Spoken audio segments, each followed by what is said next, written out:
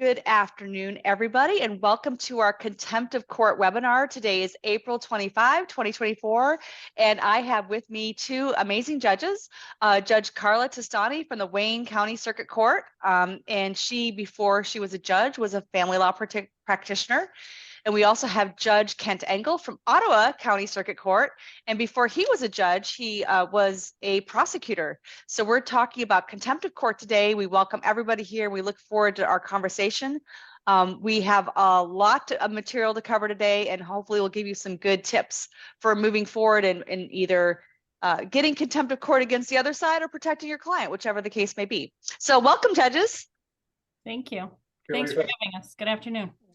Thank you for coming here. So we're going to start with just a really brief explanation. Judge Testani, I think, volunteered to do it about the difference between criminal and civil contempt. And then we have some polling questions that we're going to, before we get too deep into the topic, we're going to do some polling questions. So let's start with Judge Testani telling us a little bit about the difference between criminal and civil contempt.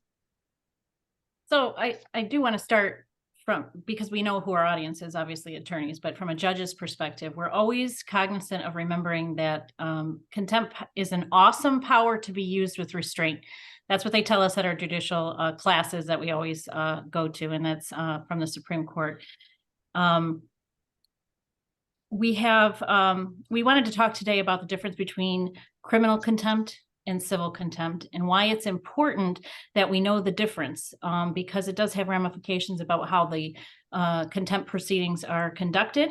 But both people think that they know the difference. Just a really quick story. I was in front of Judge Pizzetti as a young practitioner, and she asked me on the record, what is the difference between criminal and civil, or what, not what is the difference, but which are you asking for here?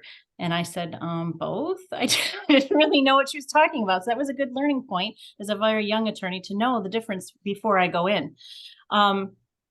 Both civil and criminal contempt can be punished by imprisonment. And I think that was on Lisa's flyer. And so that is not the main distinction between civil and criminal.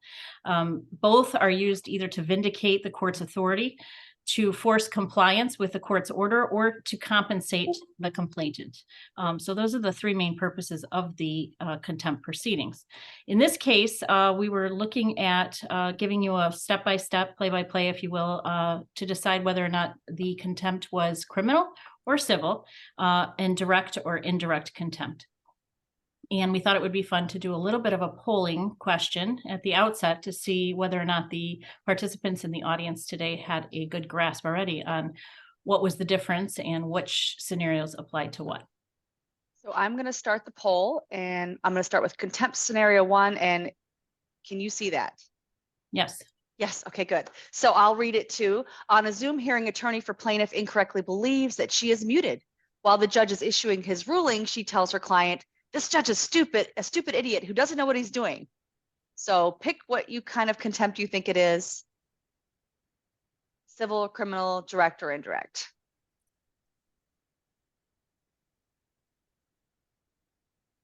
And I don't think we're allowed to vote. No, we're not. I think this one's tricky. Okay. I think we're getting close to most people. So I'm going to end the poll now. And then I'm going to share results so you two can see it as well. Can you see that we had most people thought it was, almost everybody thought it was civil. And then it was a question of whether it was direct or indirect. Judge Testani, do you want to address it, or do you want to go through all the questions first? Whatever you would like to do. And anybody, what would you like to do? Let's go through that. Let's go through this one. I think we're going to talk a little bit more later about direct versus indirect, but this is actually, I think, a very tricky area. And maybe when the three of us were talking in preparation for that, maybe there's some disagreement around the state about whether doing something in the presence of a judge at a Zoom hearing, is that direct contempt or indirect? Judge Engle, what do you think? I think that it's in the presence of the court. So it is direct. I think the difference of opinion is what happens, what process you use after that. And we were talking about it. Judge Testani said that their counsel says that you need to schedule a show cause and bring it in because they're not actually in the courtroom. From my point of view, when something like this happens on a Zoom hearing, I think I can summarily determine that they are in contempt I need to bring them in for sentencing anyway, because I can't sentence them on the spot because they're not there. Something I thought about after our discussion yesterday, we actually could remove them from the courtroom by putting them back in the waiting room and then ordering them to be here on such and such a date for sentencing, which is one of the advantages of summary contempt in the courtroom, because you can remove a disorderly person.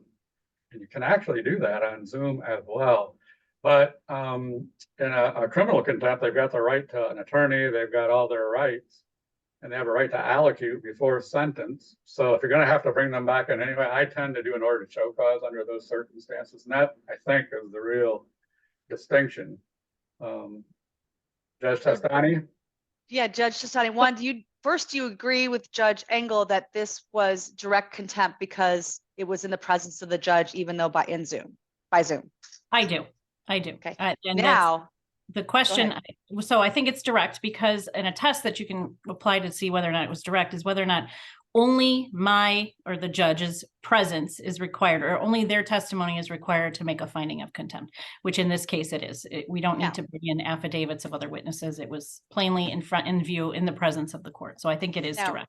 I didn't get to vote, but I would have thought this would have been criminal contempt, because if you hold an attorney in contempt for or party for misconduct on the record, aren't you punishing them? Right? You're punishing them, not trying to enforce compliance. So Judge Testani, do you think it's civil or criminal contempt? No, according to our polling data here, only one person did get it right. And it is, I believe, criminal contempt, because the purpose of criminal contempt is punitive. Civil contempt should never be punitive. And there is no other reason to hold this attorney punish this attorney except to punish her. I mean, that's the whole reason for finding her in contempt. So I think it is a direct criminal contempt proceeding. All right, so I'm going to stop sharing this one, and we're going to go to our next polling question.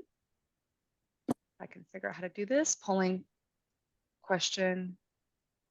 Wait, how do I might need Jacob's help on this one. He's my assistant, because I don't want to relaunch the poll. I just want to go to the second polling question. Nope, that didn't work.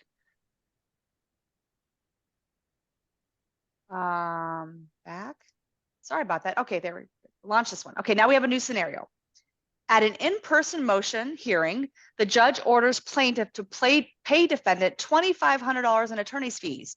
Defendant announces to the court, "No way will I do that." So now you have a chance. I'm assuming everybody can see this, so you have a chance to tell us what you think it is.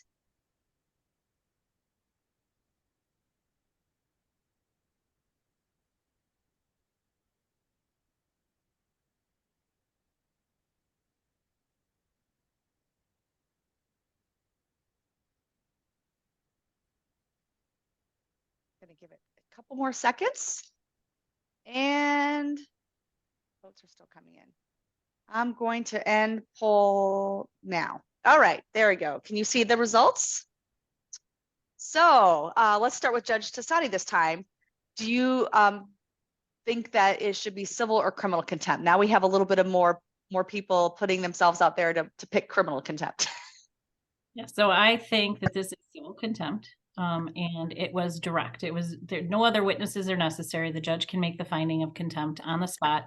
However, it's civil in nature, because you are instead of punishing them for acting or not acting, you are trying to coerce them into doing something. So for that, what if part of that, what if you're trying to enforce compliance with the order, but also could you say that maybe this person was being disrespectful to the court? Should they be punished? I mean, I'm just wondering if that's why some people picked criminal contempt. Yeah, as Judge, I thought of that. Judge Engle, do you have any thoughts on this one? Well, what was actually said is no way will I do that. They're not really disrespecting the court. So I tend to agree. It's kind of a mixed bag. In some of these situations that arise in court, you could make an argument that it's criminal because that is disrespectful, but that's directly disrespectful to the judge. It's just saying, I'm not going to pay that money. And the judge can address that with jail time until they pay in a civil contempt proceeding. So I agree that it is direct for sure, because it's happening in the presence of the judge. And I think I would find that to be civil contempt also.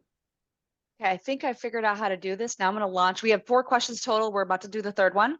So here's the third scenario, and you can see it. Plaintiff is ordered to appear at the neighborhood precinct every Saturday at noon to exchange the minor child.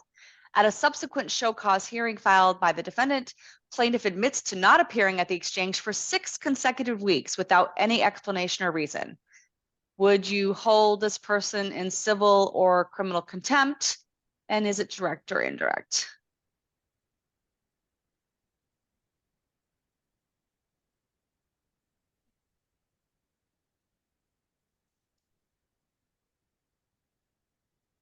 All right, I'm gonna end the poll before I ask Judge Engle to tell us what he thinks. Here we go. Okay, and I'm gonna share. Here we go. All right, Judge Engle. It looks like most people said civil contempt and indirect. It's definitely indirect, that's for sure. Because it's not in the courtroom, right? Or Not in the presence of the judge, right? Right. So then the question whether it's civil or criminal, that's another one that's a little bit of a mixed bag, but I would tend to say it's indirect civil because with makeup parenting time, you can fix it to some degree, but there's also would be an element of punishment for that number of weeks not showing up. This judge would be, you'd have my attention. All right. So to me, it's kind of a mixed bag. I would lean toward calling it civil because if you read the statute on enforcement of parenting time orders, it emphasizes makeup parenting time as an alternative to be considered. And that you can make up a lot of this time, all this time, really. And we will be talking a little bit more about parenting time violations later in today's session, but I did want to point out that I'm speaking next week at the AML conference in Birmingham, and my topic is on enforcement of parenting time violations, and we'll be talking about this little part of the statute, the civil contempt part of the statute, in my my 7-minute presentation. So, all right, let's do the last question. Oh, did I ever share the results with you? Yeah, we saw the results. You didn't give Testani an opportunity to opine. Oh, did you have anything you wanted to say?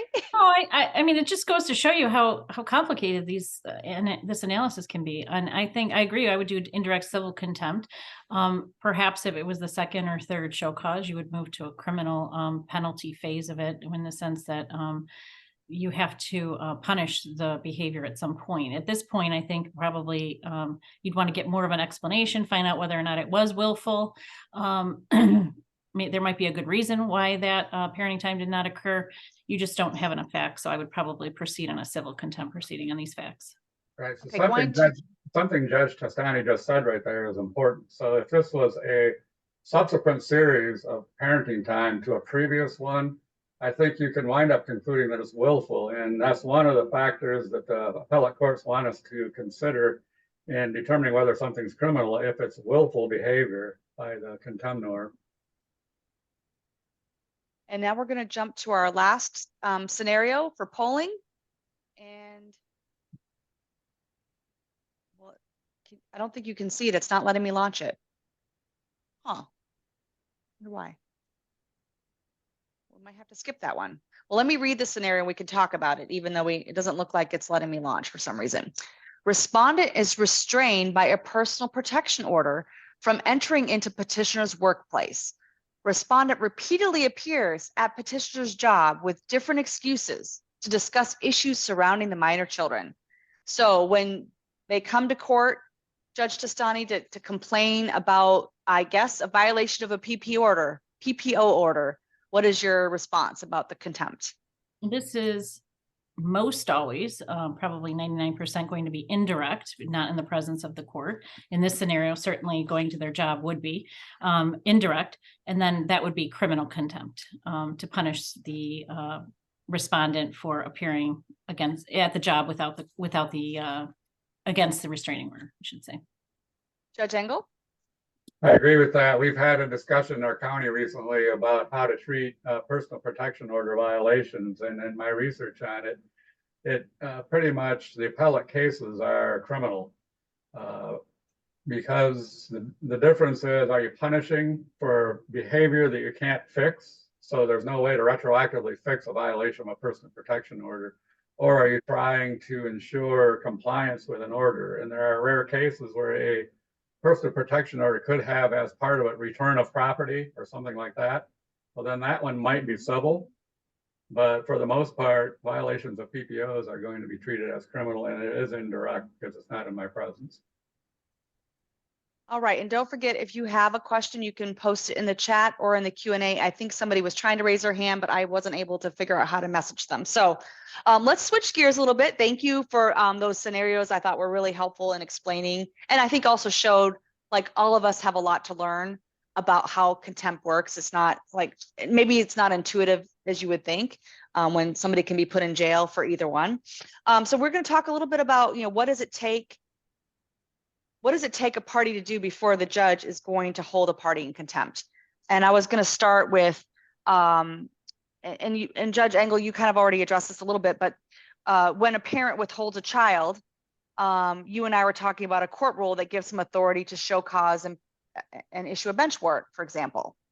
Did you want to talk about that at all? There is a court rule. It's under 3.208B. Can't remember if it's 7 or 8, but that court rule says during the pendency of proceedings, a friend of the court can ask for a bench warrant at any time if it's appropriate, which are some things that are important to remember. The friend of the court has to be asking for that. And as I thought about that court rule, I just noticed it a few weeks ago. I was thinking, well, the process is already in place in most counties for support enforcement. And most counties have that all set up and it works great. So really the primary issue that the friend of the court deals with that has to apply to is parenting time. So what we've been doing, we've struggled with this. I think most counties probably do. We issue pickup orders, but the police really don't like pickup orders to go pick up the kids because they feel like they're being ordered to pick up children, like arrest them for something that they haven't done anything wrong. So I've kind of morphed to doing a order for immediate return. And then as soon as we know that's not being complied with, suggesting to the front of the court caseworkers, they take a look at that court rule, and if they feel motivated, submit an affidavit and a request for a bench warrant. Then the police will be much more motivated to arrest the violator. And then you can bring them in on order to show cause. And that way they're getting separated from the kids. The kids go back to the parent that's supposed to have the children at that time, and then you deal with it in the show cause contempt. But there's tools in the toolbox that we tend not to either know about or pay attention to, and that's a tool that I'm putting into actually regular practice. We just did this 2 weeks ago and it worked like a charm. So it's interesting because and it sounds like you're not using the tool of using a pickup order. I actually haven't heard of that being done, but if somebody in the audience has, scenarios where they've experienced a judge doing a pickup order just for a parenting time violation, in my experience, pickup orders are more for if the child is supposed to be in another jurisdiction, for example, or I've had pickup orders after, for example, we've won an appeal and the other parent is resistant to complying with whatever the Court of Appeals said, we might have to get the trial judge to enter a pickup order in that instance. Judge Testani, do you have any comments about pickup orders? I think it's traumatic to the child. Yeah. I think it's dangerous for the police officers to be asking them to go into these situations. I personally would reserve a pickup order as a last resort or on an immediate basis when I think the child's immediate safety is in danger. That would be the only time, if there's some very serious allegations, probably would have an ex parte hearing really quickly just to make sure that I was satisfied that it was necessary, the child was in danger, and then I would order the police to assist. But those are very, very rare occasions. At first, we would just, you're going to turn up the heat on whoever the offending parent is, bring them in for a show cause. First time, warn them, second time, maybe fine them. Third time, tell them to bring their toothbrush because they might be spending some time in the Wayne County Jail, which I've heard is not a nice place to be.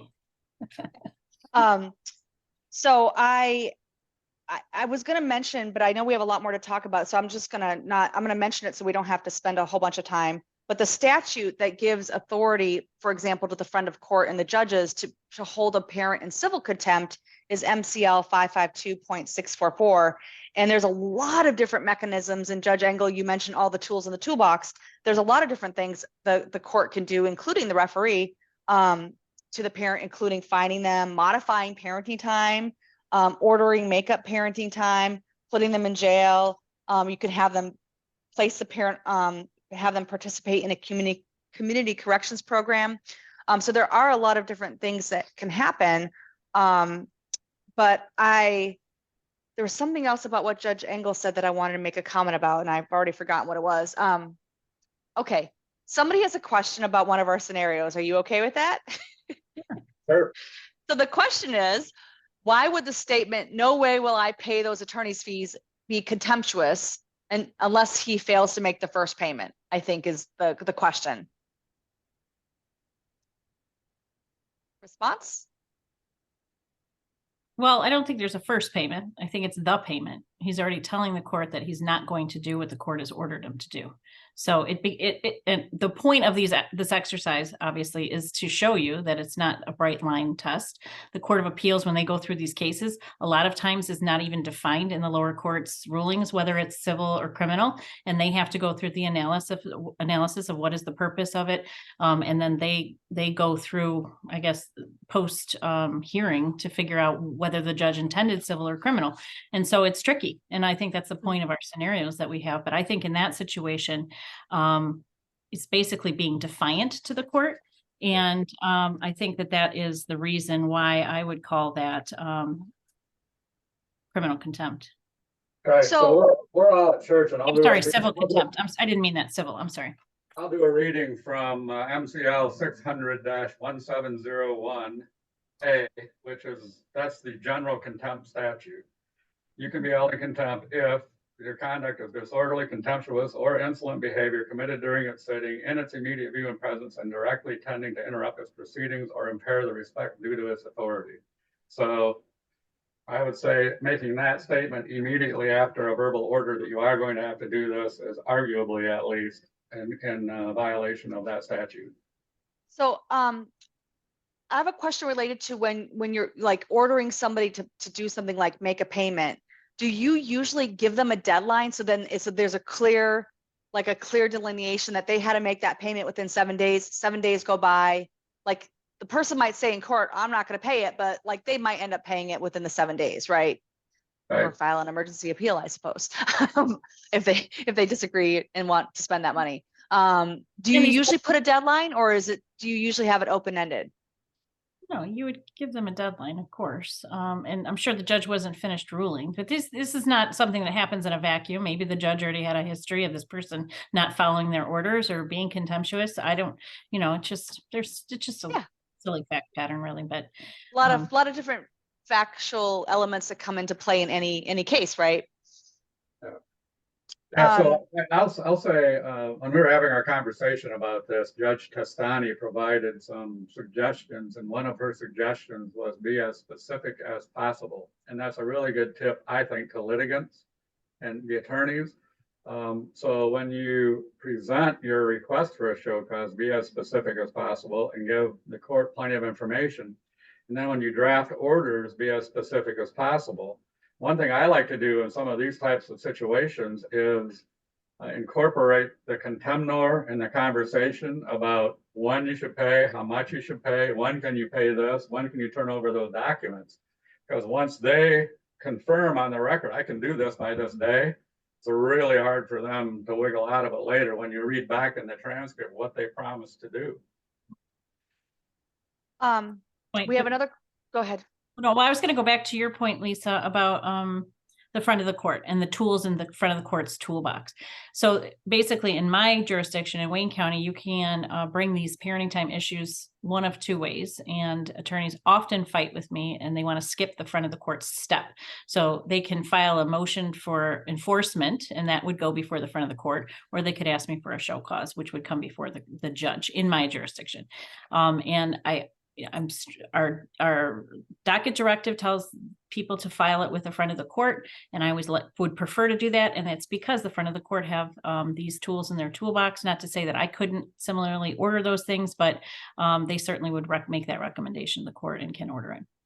And related to that comment, there was a question from the audience, and I think you sort of answered it already. But the question is, do you feel a referee could send a litigant to jail, or should that be reserved strictly for a judge?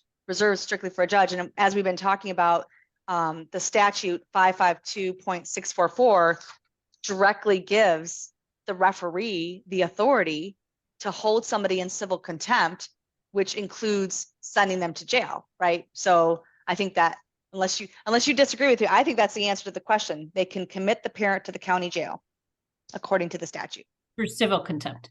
For civil contempt, correct. Now, I wanted to ask, I have another question about the parenting time hypothetical we just gave before we move on to the next section. When we have a situation, let's use the example that Judge Engle gave. He has an order to return the child or the children because the parent is in violation, right? So now he gets this order to return the children and it doesn't happen. So you get the bench warrant, haul the parent into court, right? And yep. I think you could do two things. And so my question is, can you do both of them as long as you're specific about what you're doing? Could you, one, hold them in civil contempt to make them comply with the order, and then separately hold them in criminal contempt for punishing them for what they've been doing? I don't see a prohibition against that, but I wanted to see how you felt about that situation. So far, when I've done this, I've done it a couple times, and once people realize, and in the order to return, it tells them they could be held in contempt and a bench warrant may be issued. If they don't immediately comply, they've immediately complied. So we haven't gotten to the next part. But with the bench warrant, I would also issue an order to show cause based on affidavits submitted by the friend of the court caseworker and the custodial parent, or the parent that's supposed to have the children. And I would issue an order to show cause, and I would treat it as criminal contempt, because I will be punishing for behavior that's already occurred, and it's willful because they got an order saying you're in violation, return the child. I don't think there's any prohibition about that, but if I'm the judge, I would be very careful about going through the appropriate analysis for each of my findings, because criminal contempt has a different burden of proof. The defendant has rights that need to be protected, has the right to counsel, has a different threshold for appeals. There's a different framework that's launched when you're dealing with criminal contempt proceedings versus civil. And so that's why you would just want to be very careful with that, because you want to make sure that you're going through the analysis step by step with each of your findings. So because all of us here are family law attorneys, not criminal defense attorneys, when you're holding somebody in criminal contempt and they have the right to an attorney, is that something where you just ask an attorney in the courtroom to represent them right there on the spot, or do you pause all the proceedings and schedule it for another day for them to potentially have appointed counsel if they can't afford one? Can you just help us understand the process, since we aren't involved in criminal cases, and except for the rare circumstances where our client's about to be held into criminal contempt? Well, if it's indirect, you have a little bit more time, right? So right. Go ahead, Judge Engle, I'm sorry. I was going to say, usually, if they're arrested on a bench warrant, then you arraign them. And at the arraignment, you tell them why they were arrested. You tell them about the show cause. You advise them of their right to counsel, or the right to a hearing, and their right to counsel at the hearing. And if they can't afford one, we would appoint one. And I generally will appoint attorneys, but not necessarily just anybody in the courtroom. We have some attorneys that are experienced in what we do, and we call them, see if they're available for the date when we do the hearing. We have a monthly calendar for appointed counsel, so we would just schedule a show cause, block off our period of time, and have obviously the litigant have an attorney present. So I wanted to talk a little bit, and this is a great place, I think, for us to compare the direct or the contempt happening in the courtroom versus in Zoom, and what tips that the two of you can share for the litigants who want to file a motion, for example, to show cause for something that's happened. So let's start with, if you have any examples, for sure, but we've sort of talked about some already today, but behavior that happens directly in the courtroom, it makes it so much easier, right, Judge Engle? Because they're right there. You can send them off to jail immediately. You don't have to wait around, as long as they have, they don't need an attorney if it's criminal, if it's not criminal, if it's only civil and they're going to jail. Do you want to share any examples of things that you've observed in your courtroom that would push you to send somebody to jail right away? Even Yeah, if it's for civil? I have some litigants who, they'll come in and there'll be a hearing on parenting time or support, and they focus on other things, like the history of the relationship between them and the other litigant. And they make statements throughout the course of the hearing intending to shame or feel the other litigant feel guilty about it.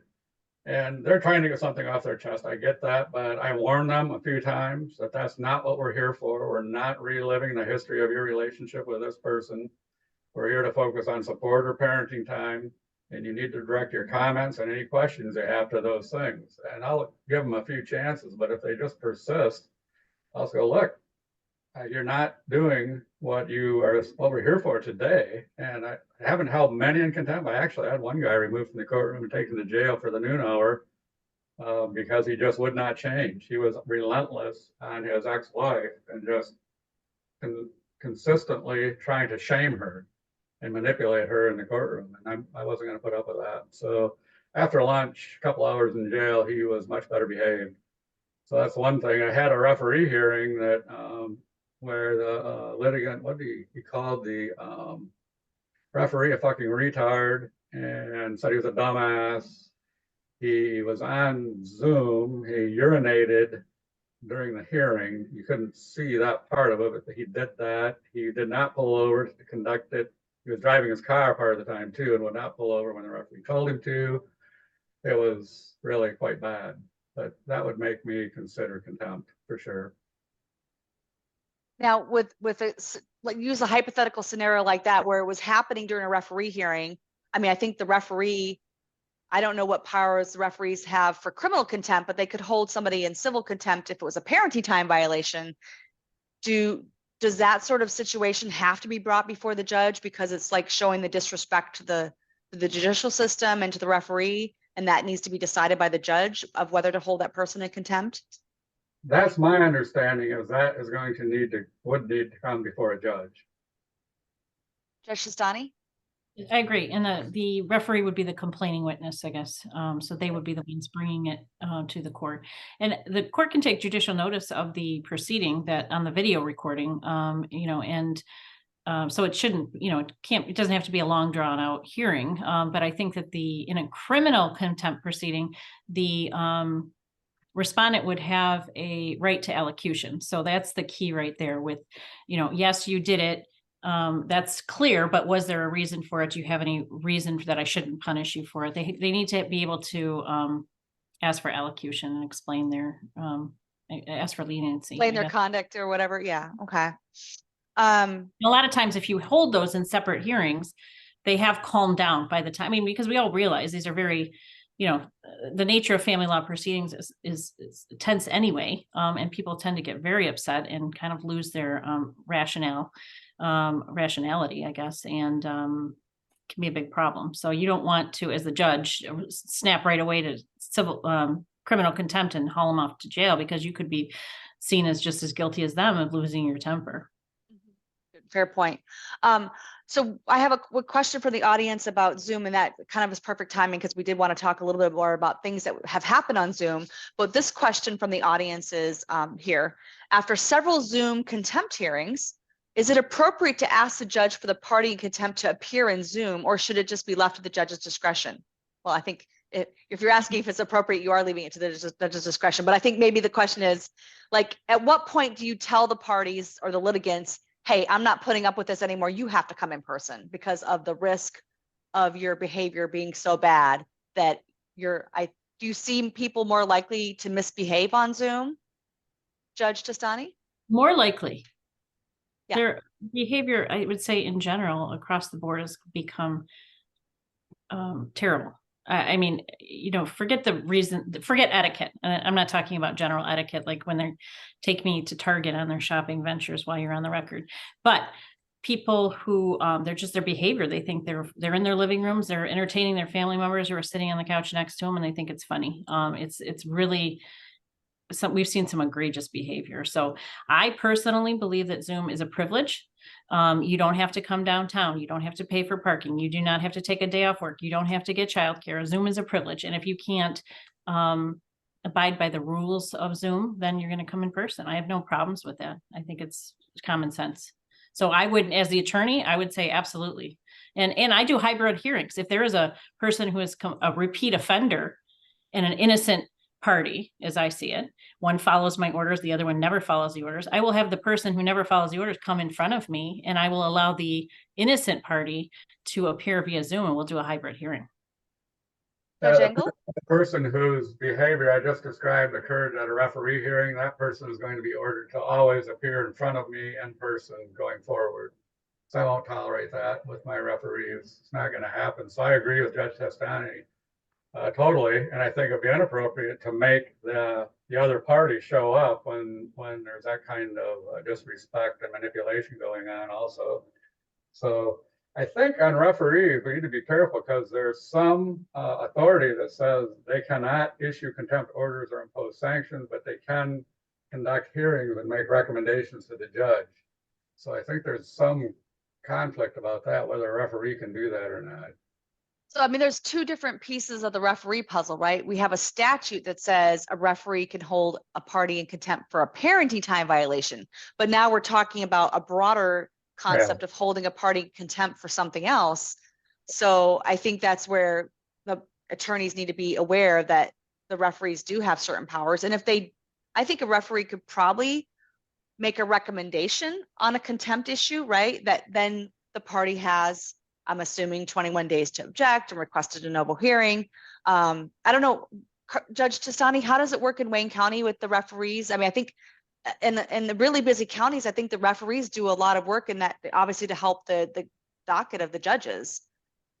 They will hold parenting time enforcement hearings and then make recommendations. But if they need an order to show cause to be issued, then they refer it over, and then I'll handle the show cause. But that goes back to your point when we're talking about the analysis, that has to be spot on analysis. And you start, and what I should have started off in my intro today is talking about the different statutes that cover, and court rules that cover contempt. There is an entire book on contempt of court, an entire bench book on the contempt of court. So, you have to start just like you do when you're asking for attorney fees. What is the authority under which you're asking for the relief? That's always should be your first starting point, so that the judge can go through their proper analysis. Now, I know we had you, Judge Testani and Judge Engle, had other tips I think you wanted to share with the audience to help them when they're presenting a motion to show cause the other party. Did you have some that you wanted to shout out, or you want me to bring some of them up and you can talk about them? Judge Testani had a really nice list that she's shared with us, and I agreed. I mean, the more information you can give the court regarding your legal basis for the request, the factual background that you think supports your request, what relief you are seeking, the more of that you can give the court, the better. And then when you're at the hearing, be as specific as possible. And then if you get done with the hearing and the judge is giving you your order, get specific requirements in there regarding timeliness, amounts to be paid, what documents are to be turned over within what time frame. The more specific, the better, because then it's really difficult for the other party to weasel out of it later. Now, coming from Judge Testani's list that she shared with me today, I'm going to throw out a couple things there to see if we have any more comments about it. One of the tips was to have a detailed damages sustained by the client. So I guess I wanted to think about sometimes what are the damages other than, maybe you have to go to court and pay your attorney to do a motion. Is that what you're referring to most likely? Could be.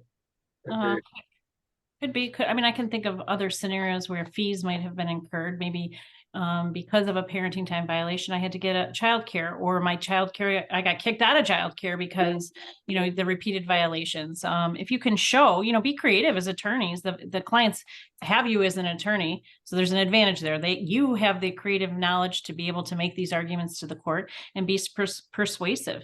And I just want to state that MCL 1721 says actual loss or injury. So if you can show that your client has some actual loss or injury, then certainly add that to your affidavit. Add the supporting documentation that your client has been injured in some regard because of the other person's contempt. I just want to also state as a practice tip that I'm happy to give attorney fees if they're warranted in contempt proceedings. I'm happy to do it, but a lot of times they're not properly supported. So somebody will just throw it in at the last minute at a wherefore clause, you know, and $1,500 in attorney fees. Well, I can't give you $1,500 in attorney fees unless you show me where the $1,500 came from. You know, so you have to go through the Smith-Purgu analysis, I think, to show reasonableness, and I would certainly err on the side of caution. Have your template there that you plug in the facts of your case and attach it with the State Bar of Michigan economics. I mean, just cross all your T's, dot your I's, and then you are more likely to get the fees that you're asking for, especially in a contempt So proceeding. are you recommending then that attorneys in their motion to show cause include as part of the show cause the proof of what time they had to spend and all that right there in that motion to show cause? Yeah, why not? Okay. If you're serious about it, I don't mind doing my work, but I'm not going to do your work. And if you're serious about it and you want to get this for your client, go through the analysis. And once you have a template in your office that goes through the proper framework, it's not that hard to fill in for each individual client. And actually, you could have your paralegal or secretary do it probably. But give it to me so that I'm less likely to say no to you. It's really easy for me to say no to you if you just pull a number out of the air and then, you know, you can't support it with reality. Does that make sense? I've been slow to be a big attorney fee awarder, but the more I see repeat litigants that have the resources, and sometimes you can see a litigant is just wearing out the other one's financial resources. And then I get a request for attorney's fee for $2,000. It's like, well, why? And that's what Judge Testani is saying. Explain why the $2,000 is there and what the legal basis for that is. And I'm getting to be more and more a reasonable request for attorney's fees that's supported. I will do that. And I think that that helps control some of the more litigious people. And when they start having to pay the other party's attorney's fees, litigation seems to die down some. I wanted to go back to Judge Testani's reference to the statute 600-1721 about actual loss or injury. And I have a hypothetical. Let's say hypothetically a parent withholds a child, and so the other parent doesn't get to spend Christmas or some like really major holiday with the child. So is that an actual loss or injury, or does it have to be like financial? I mean, I don't know. I haven't researched this particular part of the statute, but do you have any sense about maybe a creative way that a parent could be maybe compensated for the fact that they missed out on a very special occasion because of the other parent's conduct? I would sleep on that. I would say if they had bought tickets and reserved a hotel and they were out money, I would award that. If with regard to that special occasion, the other party's next special occasion is going to be the offended party's special occasion. Right, because the makeup parenting time should be in the nature of the parenting time. Right. No, right? Exactly. Right. But I don't think that if we're talking about civil contempt, I don't think that any of the monetary punishment can be anything I give as a result of a civil contempt charge cannot be punitive. If I can say Right. that clearly. Well, according to the statute that allows referees to hold parties in civil contempt, they can do a fine of not more than $100. Now, I don't have it in front of me right now, but there is a schedule that the punishment, the dollar punishment can increase for serial offenders, right? So, and $500 for PPO violations is the max. For each of these. Right. So that answers that question. I think the distinction that is important is we can order compensatory damages. That's why I'm saying if there's a hotel room that was reserved for or a flight, that can be ordered, all right, but not punitive, a financial penalty and a civil. There are fines and costs, but compensatory damages, and that's why you need to have a showing of what did you lose. Now, Judge Testani, you sort of referenced this earlier in the hypothetical that we had about the parent didn't give any reason for not showing up. So I wanted to point out in the statute, it talks about whether the parent has good cause to violate the parenting time order. So I wanted to throw it out to both of you. if you like, what does it take? What does it mean to have good cause to violate the parenting time order? What are the circumstances that maybe you could imagine or have seen that would justify the violation of the parenting time order? Really easily comes to mind domestic violence, where there's intimidation, or if somebody brings their significant other to the police station trying to intimidate, or weapons, or things that are inappropriate, or inappropriate behavior at parenting time exchanges could be good cause to have missed their parenting time. And I think that's the most common explanation that I can see that might be forgivable, is the other person's behavior at that time. You might be in technical contempt because you didn't produce the child at that exchange, but there was a good cause for you not to do so.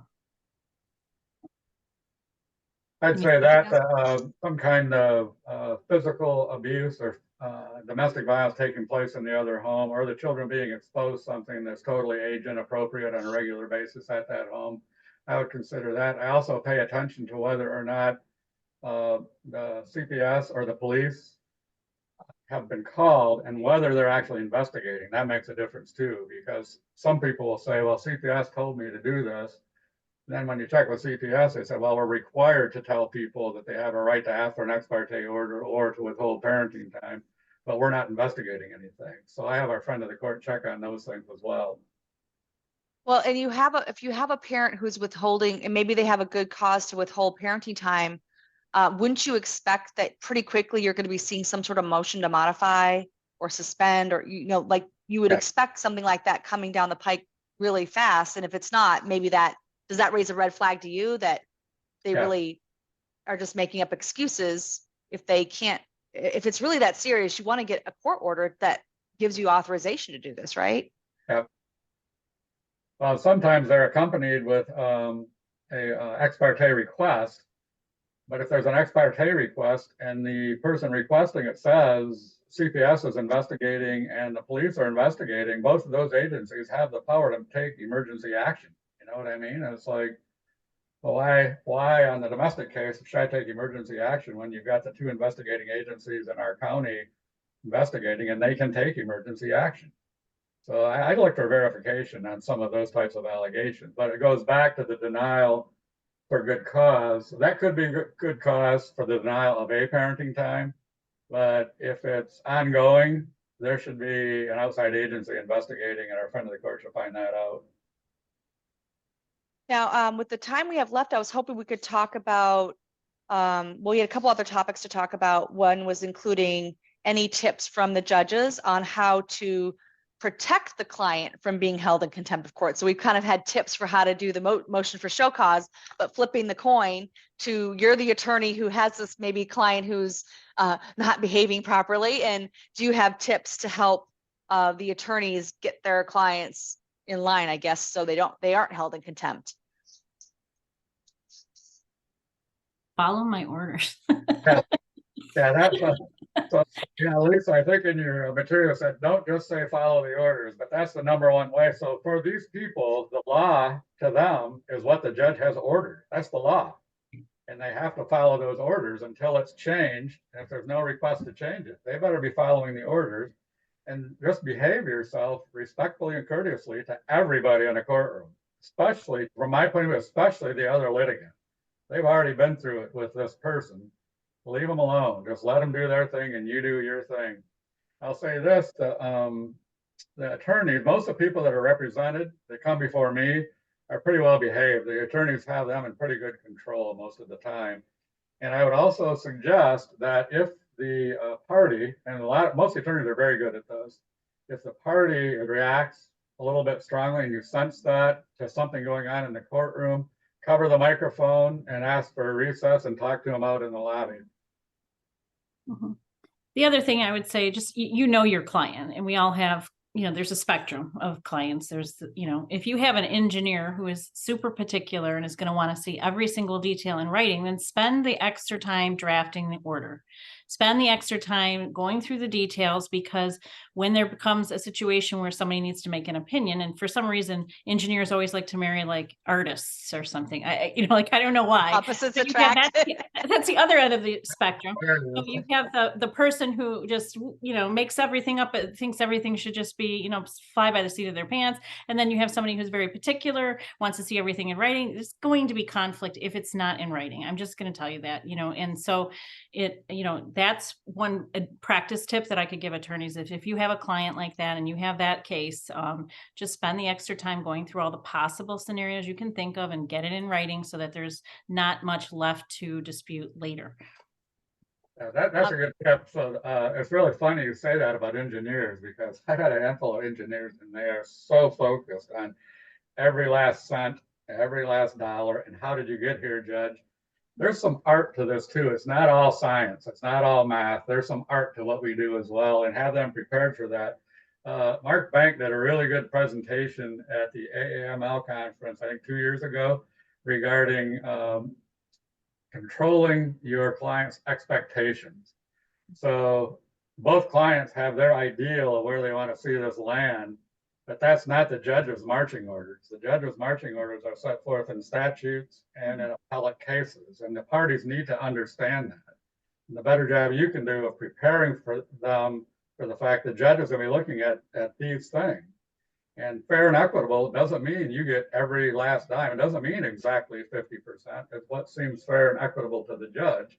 Maybe after you explain that to them, they'll be more willing to settle with the other party. But that controlling the expectations is a big deal, I think, in the practice of family law.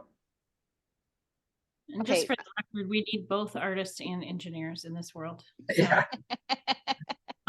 But I just want to give one more practice tip that I thought of while we were talking and that we wanted to go back to, and it's a real life experience in my courtroom.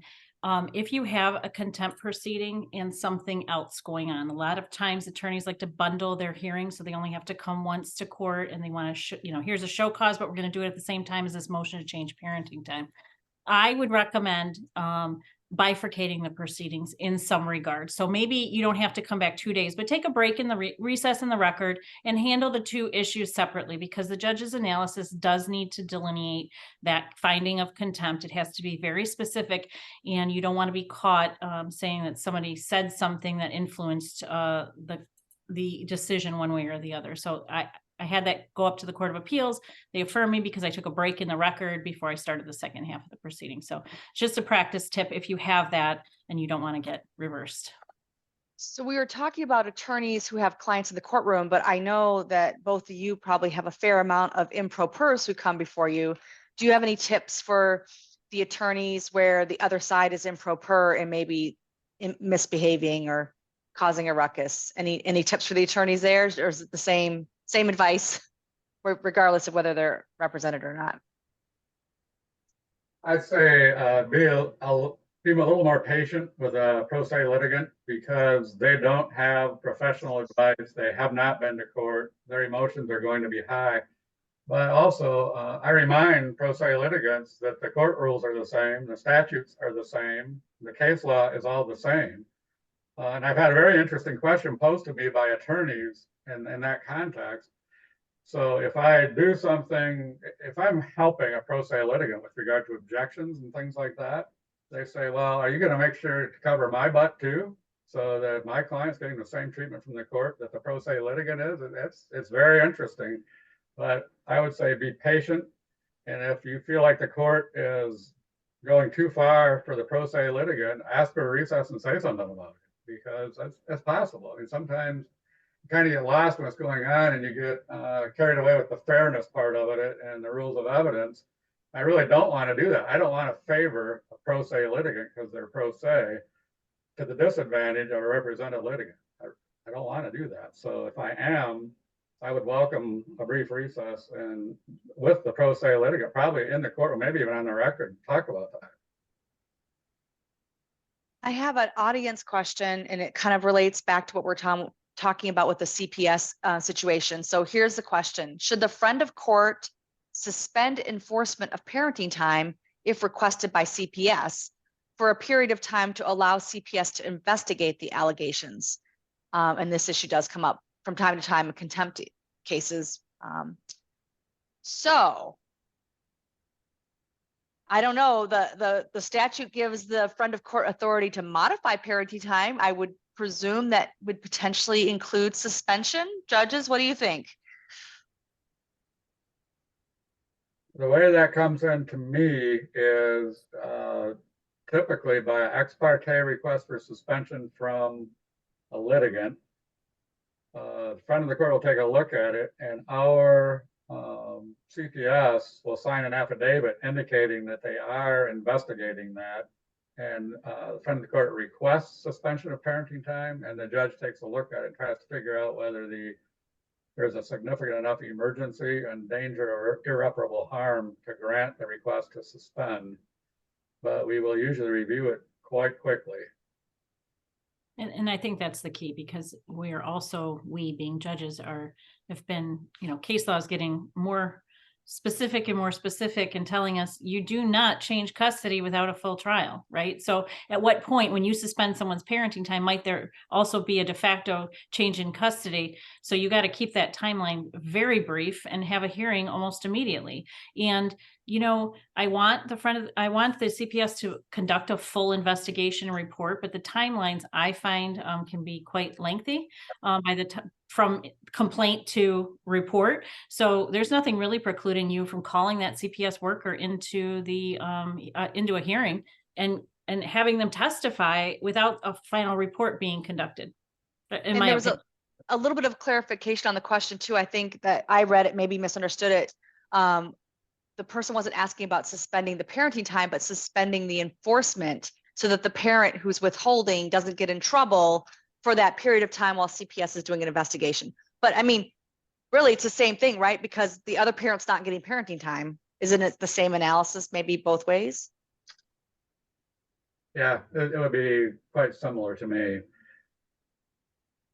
I'll say this about suspending parenting time. I'm reluctant to do that. I typically would go to supervised if there's a basis for it, as opposed to just suspending if there is a safe supervisor. And I think that's one thing I would say to attorneys.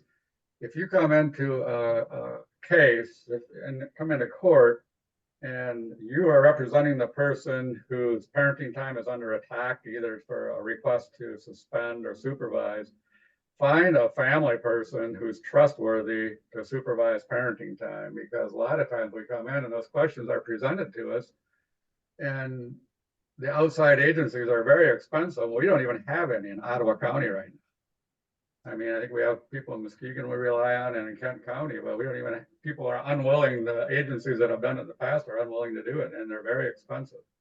So if you have that person come in with some ideas on family members or relatives or friends that would be safe supervisors, I'll always do that.